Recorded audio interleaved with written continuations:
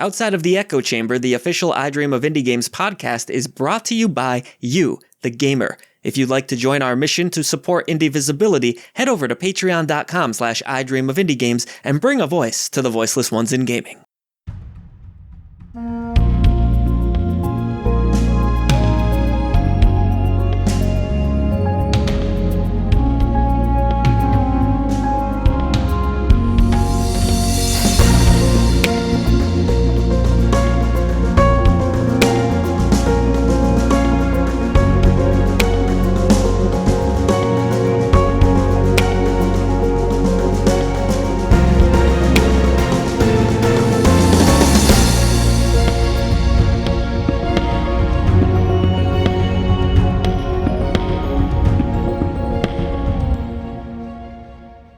Well, hello, Indie Warriors. Welcome back to the most exciting indie gaming podcast on the interwebs. I'm Old Gamer Joe, and joining me today is the cuddly wuddly, barely magic Mike. This is Outside of the Echo Chamber, the official podcast for I Dream of Indie Games. Here we celebrate the indie gaming scene, shining a light on its talented developers and publishers. We've got daily reviews, first impressions, top 10 lists, the biggest sales, and of course, this very podcast. So a huge thank you to everybody who supports independent content here at the channel. Patreon.com/idreamofindiegames if you would like to fuel our mission further. You'll gain Discord access, early ad-free shows, just like this one, 3 days ahead of time. Patreon supporters will also get a shout out in every single video we produce, regardless of which tier they select, except for the free one. That gets you nothing but goodwill.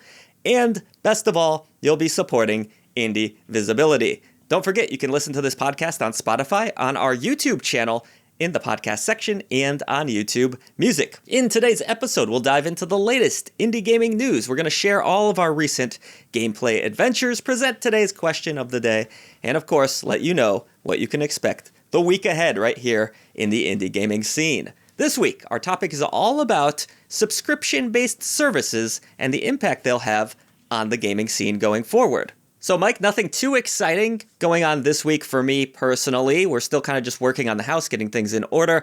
We did install a new kitchen floor. Now, this is a skill that I did not possess, so my brother-in-law was helping me with that, and I learned a few things along the way, watching him lay the tiles and everything. I still don't think I'd be very good at this. I'm not very good with measurements, and seemed to be a lot of measuring and cutting going on, but thrilling stuff here. At I Dream of Indie Games headquarters, really just kind of a mess my house is right now. So outside of flooring, all I really had time for was I did watch one movie, Novocaine. I think you saw that movie, right?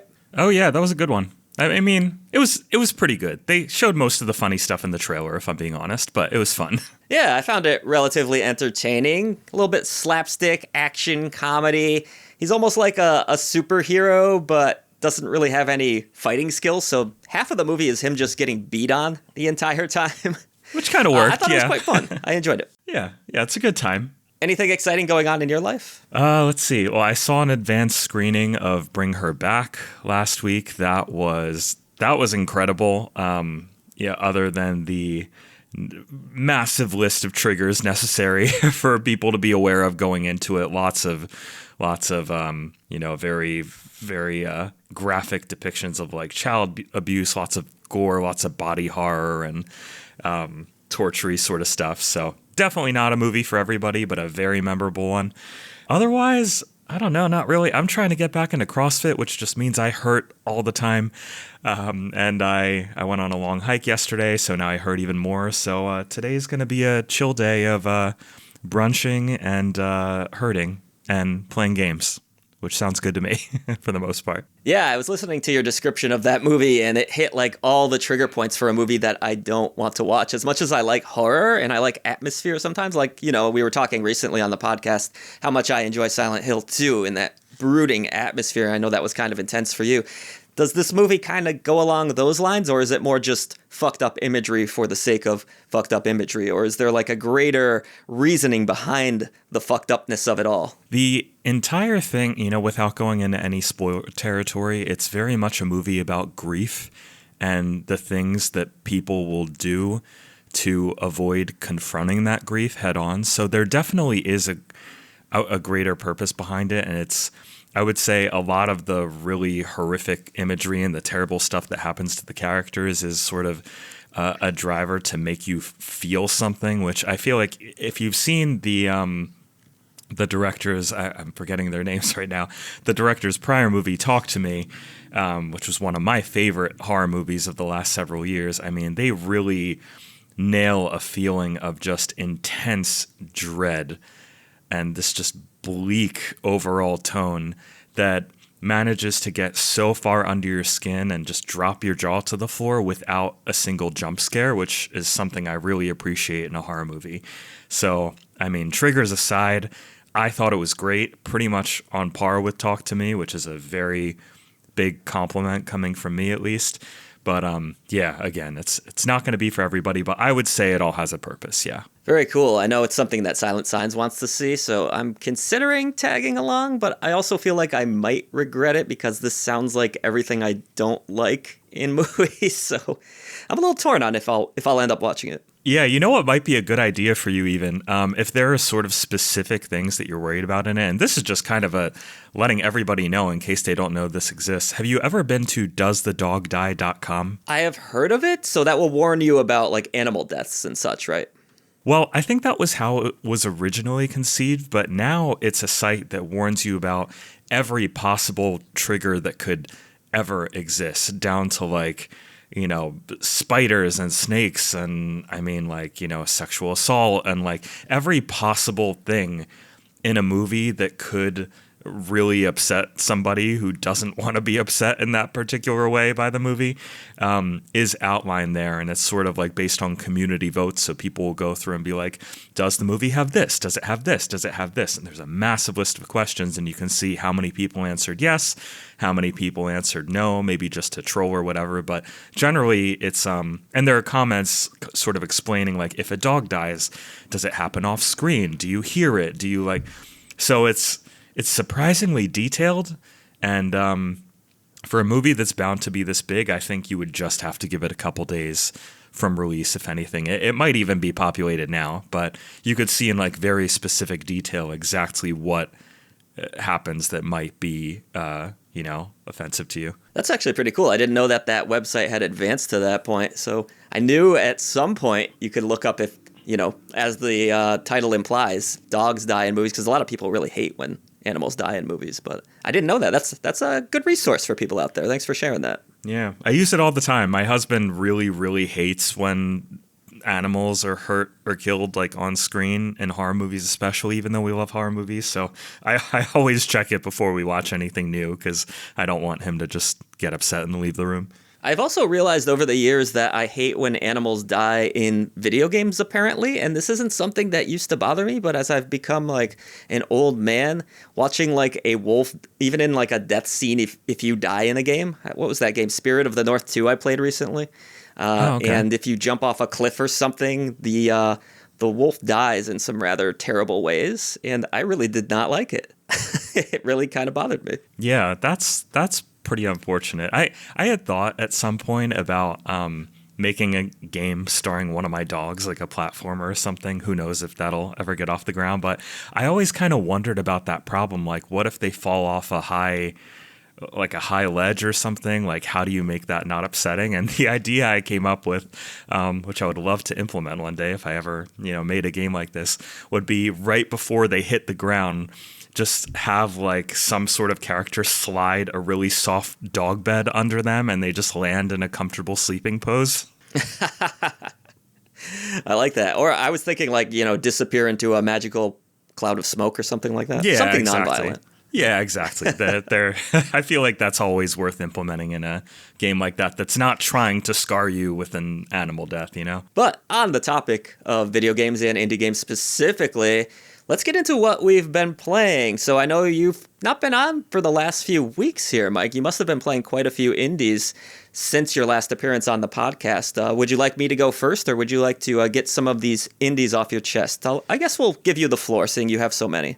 All right, sounds good. Yeah, you know what? Surprisingly for me, I've been sticking to sort of the same few games for the most part, which is really, really unusual for me.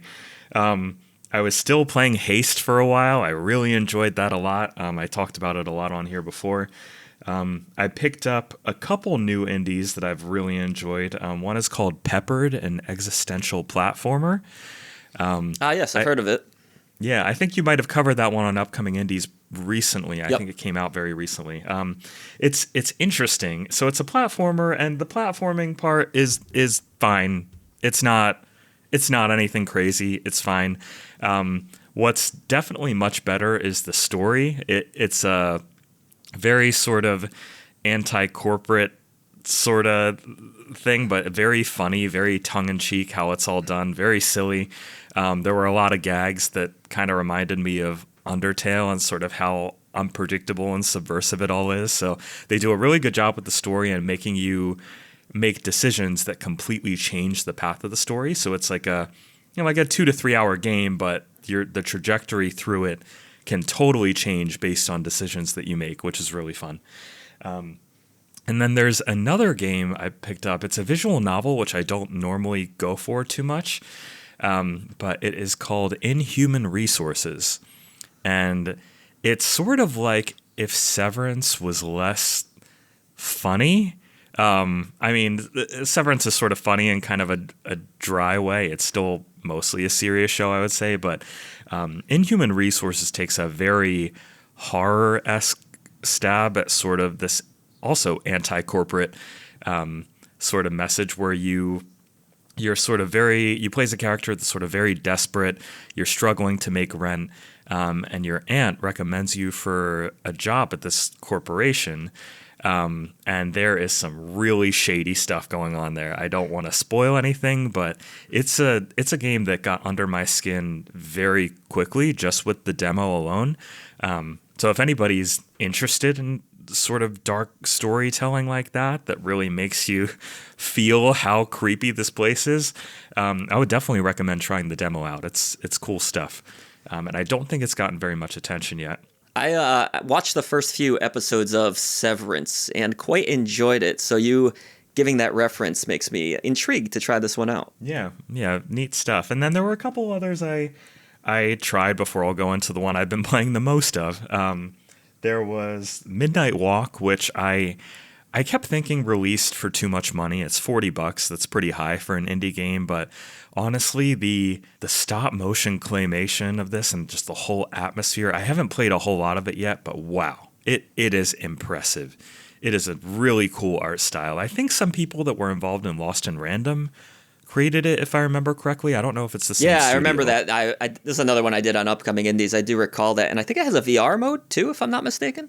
Yes, I haven't tried that yet, but I would love to. It seems like a great fit for VR. It did seem like it had really cool atmosphere to it, though, almost like Tim Burton-esque. Yeah, with a very horror-tinted vibe, but yeah, definitely Tim Burton-esque. And the game I've been playing the most of, which is definitely much more AA than it is indie, but I assume we're still keeping in that AA category, is Expedition 33. I'm about halfway through, and it still needs to stick the landing when it comes to me actually finding time to wrap it up. But assuming it does, it could very well be my favorite game of the last 5 years. I mean, I love it. I have pretty much no notes other than that it could use a mini map, I guess, in some of the sort of smaller areas you explore. Like, it would help to know what you've explored and what you haven't. But otherwise, it is an incredible experience. You played some of that already, right? I don't know how much you got into it. Yeah, so I ended up trying about 2 hours-ish of it, and I was absolutely loving it. But the problem is now I've played so much stuff since that I feel like I'm going to be doing a hard reset anyways when I do sit down and buckle down and commit to it. So I've kind of forgotten the opening beats to a degree, but it seemed really intriguing, really well made. I loved what I got to experience of the combat engine. I'm a big turn-based fan, but they've really made it interactive in a way that works surprisingly well. You feel like you're constantly a part of the battles in the game, despite the fact that it is turn-based, because you're always pushing something or you're having to worry about being, parrying the attack, and I think they did a really good job with it. It seems fantastic. Yeah, there are a lot of things I think are very special about it, but one of them is, like you said, it's turn-based, but it's also action-oriented. There's a really heavy emphasis on the parrying, which you can de-emphasize if you choose the story mode, and then it'll play a little more like a traditional turn-based RPG if you don't want to parry. I didn't know that. That's good to know.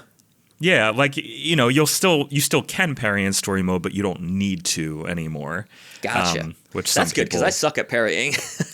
I love parry stuff, but I totally understand some people don't. What I find most intriguing about it, in terms of the combat at least, because everything else, the story, the visuals, the soundtrack, like absolute S tier, like amazing. But the combat, every character plays completely differently.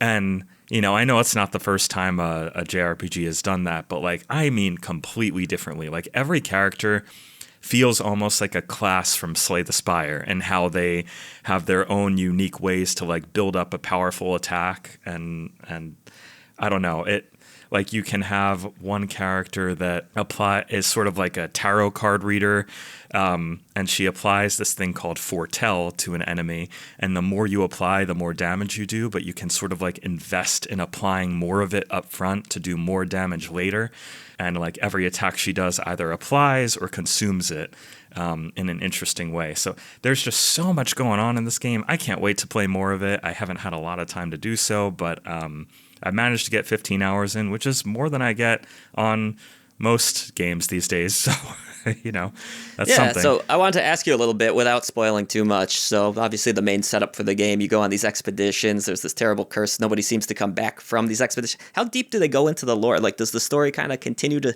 stay interesting all through? It was very gruesome in those early hours that I played. Yeah, so far I would say that there have been some very, very interesting developments in the story, and there are a lot of questions still unanswered at my point about halfway through. But from what I've heard, it wraps up really well, so I'm very intrigued to see how they answer those questions. I would say that, especially for a JRPG, kind of with Persona in mind, like a sort of game where you're going through these long dungeons that may take several hours on their own to get through without a lot of story development. This one moves at a brisk pace. I mean, it is really intended to be like a 30 to 40 hour experience, and you could tell they have a lot of content to pack in there. So I appreciate the pacing a lot. It moves quickly. Very cool. So on the topic of narrative, I played a narrative-based game a little bit myself. In fact, I made an effort to try some games that I wasn't reviewing just so I could talk about them a little bit on the podcast for once. Because every time I come on this show, I'm like, oh, I can't, I'm under embargo. But I did try a few. I actually had my Steam Deck close to me. I was like, you know what? I kind of just feel like messing around with a game. So I busted out 1000X Resist, which is a game I know the community has been talking about in quite high regard over the last few months. A couple of members of our Discord actually said it was like one of their favorite games last year. Is this one you tried? Yeah, I played about 5 or 6 hours of it, and I think this happens a lot to me, I feel like, but I think I was the outlier on that one. I thought it was very intriguing, and I thought the writing was really good, but it kept losing my attention because of how much sort of in-game jargon is kind of talked at you that you just don't understand at all until later. And I see the appeal of that. Like when you replay it and go back to earlier sections, you'll be like, oh, this is what they were talking about. But I felt like the dialogue was so dense with it that it was kind of losing my attention here and there. And when I'm always reviewing games and always trying to like maximize my time spent on non-review games, if that makes sense, I guess my attention is harder to hold. So no shame to it. Very interesting game, but I just kind of fell off of it at some point. It wasn't holding me. Yeah, so that was my question. I was actually wondering. It is a narrative, choice-driven game from what I've played so far. Just a couple hours in, it has this sci-fi setting. It has a lot of interesting story threads going on here. Definitely feels a little bit out of left field. Like the Nier crowd would probably be into something like this. You have these aliens that have basically wiped out humanity with this virus, and then there's some cloning going on. There's this lead character, Iris, who has survived the virus, has immunity to it. It kind of reminded me a little bit of The Last of Us. You know how Ellie can survive the virus, but nobody else can. And then there's this world of clones created, and just a lot going on in those opening hours. I was kind of like, oh, this is really cool, but it's pulling me in a lot of different directions. And also, going into this, I thought this was going to be somewhat of an action game. Am I mistaken in that? Is there not a lot of action? Because there's a hell of a lot of dialogue and lore going on. I would say I can't even think of an action sequence. I mean, there are some more intense sequences and some mild bits of gameplay puzzly stuff, if I remember correctly. Yeah, there are like some puzzles, but I don't remember any action sequences at all or anything sort of like combat related. It's going to be a story-focused game then. Okay, so yeah, I just didn't know a ton about it outside of my community really enjoying it. So I'm going to stick with it, see if the story, it's interesting enough of a setup where I want to see where the story ultimately goes, but I am a little concerned, like you, that I'll fall off at that 5-hour mark if it doesn't maintain my interest, but we'll just have to see on that one. Another game I did try, though, was Tainted Grail. That's probably the big release from last week. Of course, an Oblivion-style open-world RPG from an indie developer, no less. So a very bold, ambitious title. Silent Signs did the full review on the channel. It's been in early access for a while. It's also a tabletop game. I was not even aware that it was also a roguelike deck builder. There was one in this franchise as well. I think you tried that a little bit, but this game is ambitious and very, very impressive. You know, I haven't played an open world RPG in ages. I'd probably have to go back to the original Oblivion. It's not my usual jam, but I suddenly kind of got a little bit of an itch, you know, like maybe time has passed. Maybe I'm going to give this genre a second go. And I'm really kind of getting sucked into this game. Knowing that it's going to be like a 50 to 70 hour commitment, I'm not sure if I'll make it all the way through that, but there are a lot of quests. The combat's actually pretty fun for first-person combat. Silent Signs mentioned in the review you could switch to third-person and even enjoy the game that way, which is great for her because she does have motion sickness. That does break some elements of the game, but this is like every bit as good to me as any of those Bethesda games. Are you going to check out Tainted Grail in the near future here, Mike? I've been super excited to check it out because although I like open world RPGs a lot in theory. Like I used to love Skyrim, and like Oblivion Remastered looked okay if it wasn't like didn't have terrible performance at launch. But one thing that I feel pretty confident that an indie developer can do better than a AAA developer when it comes to an open world RPG is the writing. And I've heard the writing in Tainted Grail is really good. I forget if Silent Signs mentioned that in her review, but it seems like the story is very intriguing, and that is what's going to keep me going in a big game like that. I think the vibes of Tainted Grail, the creepy, dark Arthurian fantasy of it, like, is really, really cool. I'm so eager to check it out, but I am not letting myself yet. I have to finish Expedition 33. I have to. And then I will check it out. That is next on my list, and I can't wait to play it. It really does dive into that like King Arthur lore, and I nerd out for that stuff. Ever since I was a kid, I loved anything with the Knights of the Round and King Arthur. So it goes into that stuff. Again, another virus. Like, feels like a lot of games in the last 10 years love the whole virus wipes out everybody thing. But I thought it was amusing that the virus in this game is also called the weirdness, which sounds kind of silly, but it works. It does sound a little silly, but whatever. But no, overall, I really, really am enjoying it so far. It plays phenomenally for an indie. I'm hearing the console versions are not quite as good as the PC versions in terms of performance. On our rig, which we have a 4070, we were running it at like 4K, and the frame rates were pretty damn solid, I gotta say. So it's maybe a bit more optimized on PC right now. I'd maybe suggest that route, but I'll have to look into console performance more in the future. But I've heard a few mumbles about that. But I've read about it a little bit too. It looks like not only are there some performance issues from what I heard, but there's a lot of crashing that I heard about. Oh, really? So yeah, so it might. I would kind of need to look into it more too, but I would say if you're looking to play Tainted Grail: Fall of Avalon on console, just kind of keep an eye out for patches because I'm sure they can fix this stuff. But it's an indie developer trying something really ambitious, so I would give them some grace for this because they can't. Yeah, and obviously this is a game that started in early access. It's been in that for I think over a year at least, right? So they've had that platform, to tool around with and tweak and get optimized really well. And I imagine with a game this size, like you were mentioning, not the easiest thing to just port on over to a console. I don't think it's as copy and paste as people might think sometimes. Yeah, yeah, and they can't do early access on like PS5, for example. Right. So, yeah, I'd give them some time. I am sure they'll figure it out, but by the time they do, maybe you'll be able to get it for a nice sale. So, I think that would be a win-win. And then the last game I tried this week, which I had every intent of reviewing, and then I realized, holy shit, this game is way too big for me to possibly get this done in time, was JDM, Japanese Drift Master. It feels huge. It's like another open world. I guess it was like open world week this week on the channel. But I actually really like this game so far. It's been a long time since I've sat down and committed to a car, like a realistic car game. Like, I was never a big Gran Turismo guy. I've always kind of favored the arcade style racers and the kart racers and stuff like that. But again, much like with the open world RPG that I just tried, I'm like, enough years have passed. Maybe I'll get into this genre a little bit more. And I actually think this game is very well made based off of what I've played. So I actually did like, what was the series? Is it Burnout? Like the big open world one? Oh, I love Burnout. You can't even tease me with the name. Yeah, you remember those games? Did them so dirty. Yeah, I love them. So I remembered liking those quite a bit back in the day. It's been years since I've played one, but you had like all of these different little side objectives you could do. It dropped you into this world. You could do stunts and crazy stuff. And this seems to be kind of going in that direction where you're dumped into this big open world. You have all these different objectives. You can explore them at your own free will. All these fun little challenges. Drifting, as the title implies, is a big part of it too.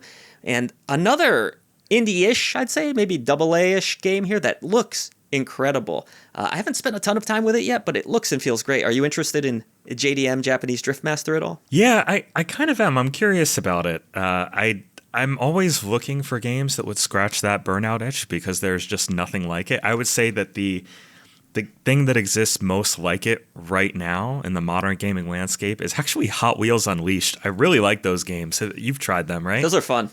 Yeah, they're good. Yeah. Yeah, I mean, there's nothing like crash mode from Burnout or any sort of the slow motion shenanigans. They're not perfect games, but I think they're really fun. But yeah, I love drifting in a racing game. So, I mean, if Japanese Drift Master can live up to its title, I don't really see why I wouldn't like it. I should definitely give it a go. Yeah, no, you'll definitely be drifting. I haven't seen it go quite as over the top as Burnout yet, but again, just a couple hours in. But it's definitely, it has a lot of different driving modes too. So you can have a more realistic simulation, or you can have, I believe it's actually called arcade mode, where the game will control a little bit more arcadey, as the name implies. Oh, that's cool. So, different options That's there. very cool. You can use racing wheels. I want a reason to bust out a racing wheel. It's been years since I've actually used a racing wheel, so I'm enjoying it so far. I am going to mess around with it here or there, but I think it's going to be a project for sure, much like Tainted Grail. Yeah. There's just not enough time. We all gotta. Yeah, I gotta quit my day job and just play games all day. All right, let's hop into a few news stories. Of course, the big one this past week involved Lies of P. Controversial here. Maybe, not really for me. I don't know why this is controversial, but there are people that I'm sure are upset. We had a little side conversation in the Discord about this. Lies of P Overture, of course, the big expansion for Lies of P is coming out soon, and it's been announced that this is going to lead to the game also getting a patch that will include difficulty options. The story came from videogameschronicle.com. Overture developer NeoWiz has announced that it will introduce difficulty options in its upcoming expansion. Quote, "We wanted to make sure a wider audience of players could play the game," said game director Joan Choi. When asked if this decision was made based on player feedback, he responded, "Absolutely. We have a lot of feedback from customers and from our developers. So by making development adjustments and introducing these difficulty options, we can offer the experience to different types of players."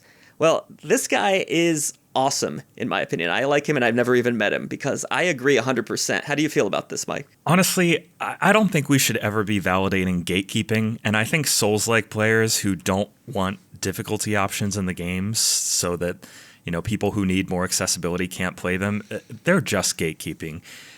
More difficulty options are always great. They're always great. I tried Lies of P. It was too much for me. I really didn't want to get into it after a couple hours because it was just too hard. I can't wait for this to come out because I will be happy to try it again because it was such a cool game.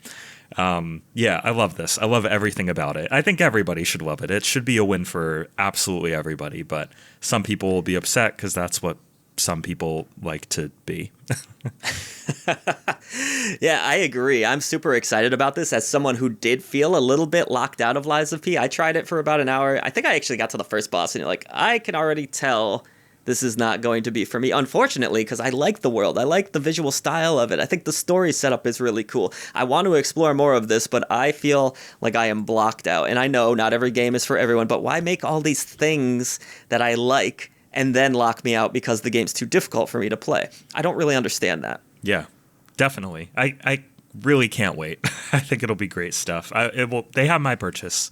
They have my purchase for sure. And our other story, really only two, nothing too major in the industry this past week. This comes from Games Press. Prepare to team up and dive into colorful party action. Global game publisher Griffline is excited to announce that Popucom, its upcoming co-op adventure platformer, will launch globally on June 1st, 2025. Excited fans can pre-order today on Steam and Epic Game Store. Players who purchase the title from May 22nd through June 15th will receive a limited 10% discount.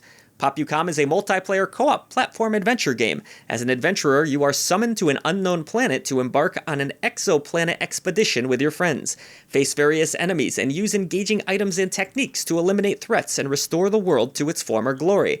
The game features two main modes, a narrative-driven story mode designed for 2 players, and a high-energy party mode for 3 to 4 players, perfect for chaotic fun and shared laughter. Both modes can be played locally or online. So I took a little bit of a look at this game. I thought it looked like a blast. I love that you have that party mode here because I've been looking for, a game where I can invite a friend or two over and play on the weekend because I kind of want to get that part of my life back at some point. Any interest in Popucom? This has a ton of follows on Steam, which surprised me, Mike. I had never heard of it before, and I just added it to my wish list because I was looking at it, and my first impression, if we're speaking honestly, is that the animations are a little rough. It looks like a little bit simple, and then I see the gameplay, and I'm like, it's sort of like a match 3 adventure game where each person is a different color and you sort of blow the legs off a boss by matching the right colors there. And that looks really cool. That looks like a cool co-op experience. I would be down for sure. Yeah, I thought the same. It almost reminded me a little bit like Bust a Move, though, but playing that with a group of friends together, really cool. So I did not know about this game either. I have to be 100% honest with you. And then I see it on SteamDB, which is a great resource for, seeing what's coming out and all that. And it has I think it was over 15,000 followers on there. I was like, okay, I'm going to see what the fuss is with this. And so I wanted to include it this week because of that. And it does look really cool. Love that they're having the online co-op or the local. So both audiences win that way. I'll be checking this game out for sure. With that out of the way, that's all for our news this week. Let's get into our topic of the day. Mike, we're going to be talking, you've probably missed the topics the last few weeks, huh? Were any of interest to you that you unfortunately weren't able to make the episode for? Yeah, I always like talking about the topics. The game length one, I would have had plenty to say on that. All right, well, you'll get an opportunity there because we did have quite a few comments on that, so maybe you can respond and give your own 2 cents there, seeing you weren't here live for that episode. But today, quite a bit of a different topic. We're talking about game subscription services. Obviously, Xbox Game Pass is leading the way there. We're seeing a growing popularity with these subscription-based services. I want to discuss whether we think subscriptions are going to be the future of gaming, or will they be unable to replace gaming as we've always known it, the way we buy games, the way we interact with games. So, Mike, how do you feel subscription-based services? Are they the logical choice going forward into the future of games? Or will we always be buying games in physical formats and subscriptions? It's certainly worked well for movies so far. Can the same thing happen to games where people are just like, you know what, I'm just going to log in and have all these games. I'm going to pay my 20 or whatever it is a month. And there we go. I'm going to enjoy it. The times obviously changed. This was not an option when I was a kid. So how do you feel about this? Yeah. I feel like game subscriptions definitely have a place in the industry. I don't know if they've completely found it yet. With Game Pass, it can be really great, especially for indies, and I feel like indies are sort of where subscription services can really shine because indies want attention on them, they want people to play them, and it can bring that sort of attention when they are added to Xbox Game Pass and somebody with Game Pass is like, hey, I've never heard of this, but I'm going to give it a try. Sometimes that can be really good for word of mouth. But for big AAA games that cost hundreds of millions of dollars to develop, I feel like we're seeing, Xbox acquired Activision, and in order to put stuff like Call of Duty on Xbox Game Pass, I mean, I don't think they said this was the reason for legal reasons, but they raised the price recently. And I think that if you keep going along that trajectory with games getting more and more expensive, subscriptions are going to hit a price point that people just don't want to pay.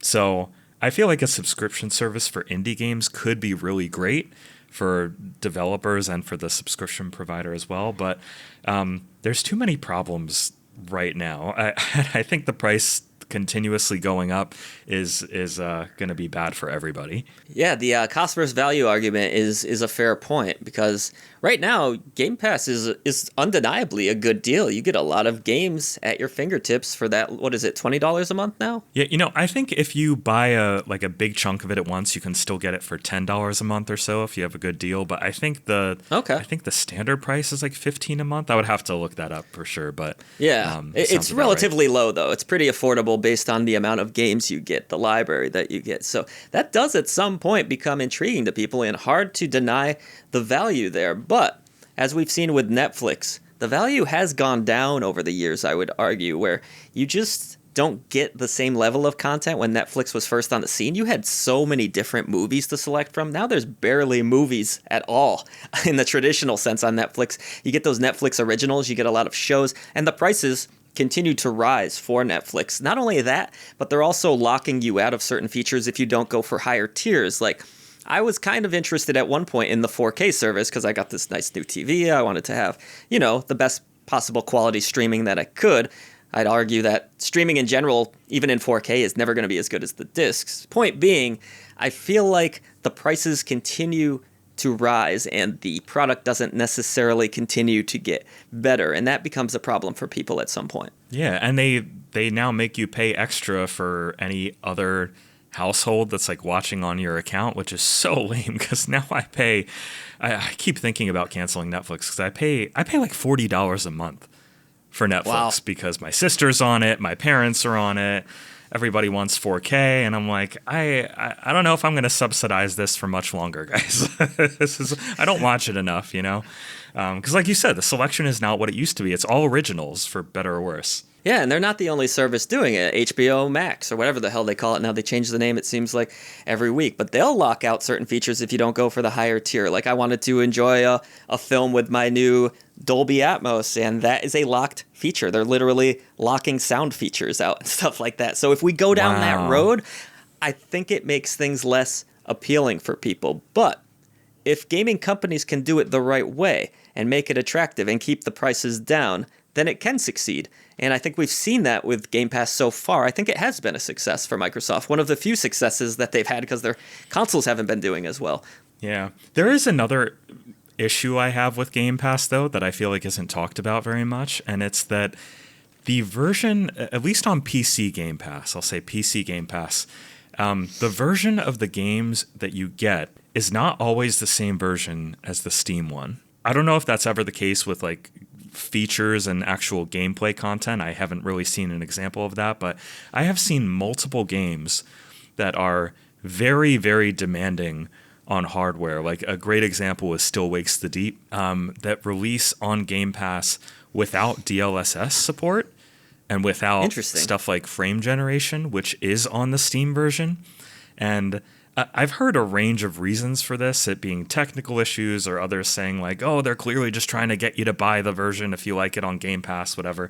I don't know what's true in terms of the why, but it's really frustrating that sometimes a game will release on Game Pass on PC and I can't utilize my PC's features with it to make it run well unless I buy it.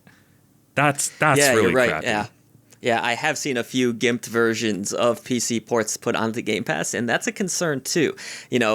I feel like this is something shady a company could do where they could lock out certain features and be like, well, we still got to give people some reason to maybe still go out and buy it, despite the fact that it is a better deal on Game Pass. That is a concern as well, so that's a good point that you bring up there. But overall, streaming has ultimately worked for movies, wouldn't you say? Yeah, I think it definitely has. I mean, that's how most people watch them at this point. So I think for me, for games, I do like to own them, and I like to, be able to play them when I want without worrying about when they'll be taken off a service. So I will probably be letting my Game Pass lapse at the end of the year, but I acknowledge that is not everybody. So I think a lot of people find a lot of value in Game Pass, and maybe I will again one day. I think I'm kind of like you, where I don't necessarily see the value in it as much as other people might, because I just have so many games. You know, you can build a Steam library so easily. These bundles that are out there, it's so cheap to build up a library really quick these days that I just don't see the value in a subscription-based service. Why add another one when I have 50 to 100 games over here that I could just go and play that I haven't even touched yet? So that loses some value to me too, because the PC marketplace, it's just so easy to build a library now at an affordable cost. Yeah, and in fairness, I think that you and I probably aren't the audience for Game Pass, because we review games. We play new games every week. Like, we don't have a lot of time to make the most out of a subscription service. That is a unique we just don't have situation time. too. Yeah, I should be clear that, we do get a lot of games at cost, so that definitely changes things, and I'm going to have a different perspective than a lot of people out there that can maybe only afford a couple games per year, or they want a service where they can try a lot of different things. So it makes sense. It depends on the person, I guess you could say. So what do you think? Let us know in the comments below. Are subscription-based services in gaming the future, or are you all against them?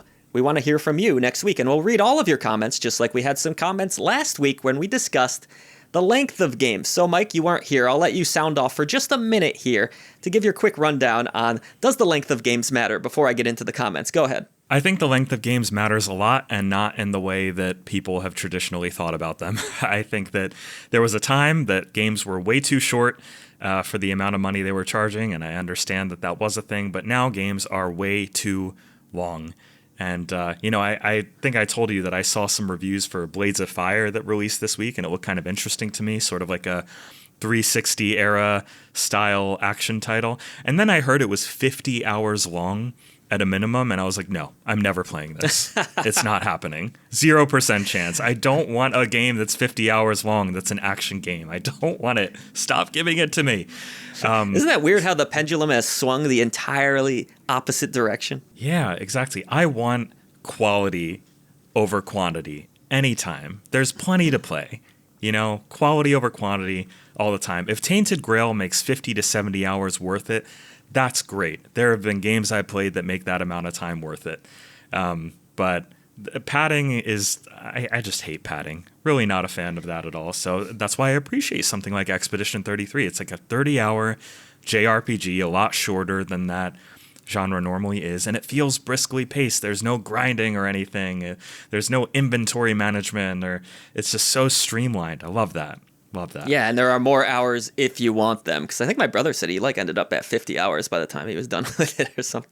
Yeah, there's plenty of side stuff to do if you want to. That's how it should be, in my opinion. All right, let's get the perspective of some of our audience on the length of games. We had Seisman Adamus write in. He says, length does matter. Most games, especially AAA, are too long. It hurts the narrative and makes them unbearable near the end. I would agree with this. That's kind of what Mike was just saying. I've definitely lost interest. I've lost interest in so many games just because they drag on and they drag on and they drag on. Happened to me with The Last of Us Part 2. It was just going and going and Same. going. Like, why is this 30 hours? And I totally agree. That game is way too long. Way too long. Way too long. Especially when you look at season 2 of the show right now and how they're kind of making it tidy and neat in a way that works better than the game actually did. Let's go to another comment here from Ranmitimibro7141. For me, it's about substance, like a dessert or anything you pay for. It's engaging, enthralling, you feel worth it. A short, wholesome story, a good plot twist, a fun mechanic, new and different rewards. These feel great regardless of the time. So, is it about the substance? Is it about, games just earning that time? Yeah. You got to earn it. That's the thing. You can be as long as you want it to be, as long as it doesn't feel artificially padded. Comment here from the little noob that could. Quality first, quantity second. I've played plenty of games that overstay their enjoyment, and even more games that have had a major impact on me in only a few hours. Kind of the same sentiment there. Seems like we're all in agreement here for once, mostly. Passia Hoplato. Often the shorter the better. Ideal length is maybe 8 to 12 hours. Longer needs to be something special, and very few are. I can name many games that should have been shorter, but none that felt too short. But I thought you'd appreciate this next comment the most, Mike. It comes from some random loser. I'm not saying that. That's literally the name. I'm not calling them a loser. Everyone knows that it isn't about the length, it's the girth. I love you, some random loser. All right, we did have a few more comments here, but they're kind of all echoing that same sentiment. So I feel like, is this a rare topic where we kind of all agree that games have to just earn that time to be worth it? And in a lot of cases, they are too long and they pad things out. I feel like I think so. This is something where that's how far the pendulum has shifted. That's how far the pendulum has shifted. It's insane. This almost never happens where we all agree on something. Interesting. Yeah. All right. That's going to do it for this episode of Outside of the Echo Chamber. Next week, we're kind of switching things up a little bit with different hosts. So, Mike, you're going to get a break, and Ted's going to make his debut on the podcast, which should be exciting. We've had a few new staff members, of course, in recent times. I think you've gotten to know Ted a little bit more than Ashton, who just recently joined as well. So she'll be doing an episode of the podcast as well. I know a lot of you have been asking about that. Ashton is by far like the most popular person we've ever added to our staff. No slight against you, Mike, but she is like, people love her. They know her, of course, from her previous works over at Triple Jump Games, and so they're very excited to have her voice on the podcast. So that's something that we've been trying to work out, and she's got a lot of stuff going on right now, but things are freeing up. She will be going with Silent Signs. It's going to be a girls' night. It's going to be a lot of fun. So that episode's coming up in just a couple of weeks, but it'll be me and Ted before that, me and Silent Signs, and then you'll get that one. So what do you think, Mike, switching up the host? You think that gives different perspectives and stuff, and maybe we won't all be yelling over each other? Yeah, very cool. And it kind of, lets us know in advance sort of what to plan for, too, because it can be difficult to join every week. So, yeah, different perspectives, different sort of vibes. Yeah, I like it. Very cool. Next week on the channel, I've taken some of your advice, Mike. I'm going to make a couple lists because I think we have a few slots open during the week that aren't full with reviews. In fact, I think like 3 reviews release. I hate when this happens. They're all releasing on the same day, embargo-wise anyways. So we have to release 3 video reviews on the same day, unfortunately. But that's the way the cookie crumbles sometimes. However, we're going to have, this list came from your idea, actually. Both of them, I think. The 10 hilarious indie games and the 10 stupid indie games that are actually good. So that's something I'm going to try to put out this week. We'll see. Oh, very cool. What kind of got you thinking about these topics? You know what got me thinking about them? That I don't think enough games are funny sometimes, like genuinely funny, like laugh out loud funny. And I think sometimes people are looking for that experience, and there are a lot of games that might try and kind of fall flat on their face. So maybe they want a more curated list of that. I'll try to think of some to throw your way. I'm with you. I feel like humor, unfortunately, is becoming a bit of a lost art at times in media. We've gotten away from comedy movies in the movie industry, and in gaming, we don't often get enough of these silly, funny games that really are, what was that? I'm drawing a blank on it. The cartoony game, Mike. Are you thinking of #Blood? No, not #Blood, but the one that's British comedy. Oh, thank goodness you're here. Oh my God. Thank goodness you're here. That's the game. Funny game. That's the one I was thinking of. Thank goodness you're here. Yeah. I just laughed my ass off watching Silent Signs play that recently. I want to see more of that kind of stuff. Me too. That is truly the funniest game I've probably ever played. I loved it so much. So yeah, throughout a nearly 6-year history, I'm going to be going through our backlog because I know we've played a bunch of funny indies throughout that time. So we'll have a fun list for you there. And Mike, if you want to suggest any, by all means, I'm happy to add them to the list as well. But that's awesome. going to do it for this week, folks. Thanks for tuning in. We'll see you next time outside of the Echo Chamber.